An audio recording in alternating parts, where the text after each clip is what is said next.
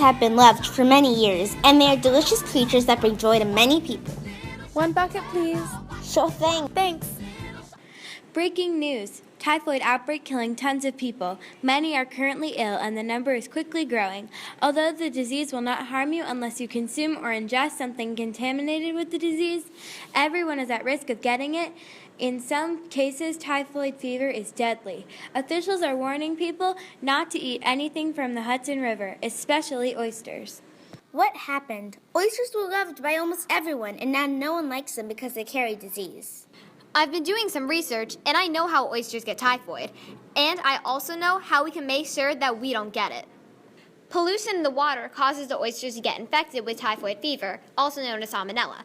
Then, when people eat the oysters, they get infected with the same disease that the oysters had. Typhoid Mary had the biggest case of typhoid fever.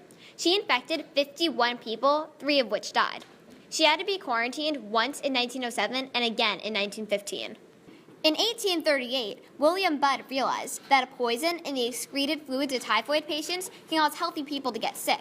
This means that if we want to prevent the outbreak, we have to put people who have typhoid fever in quarantine until they are no longer contagious. I've also found out that a cure has been invented. In 1896, Almroth Edward Wright invented a vaccine to prevent typhoid fever. Sadly, that vaccine is only available to military soldiers. So in the meantime, we will just have to make sure that the disease isn't transferred to healthy humans through quarantine.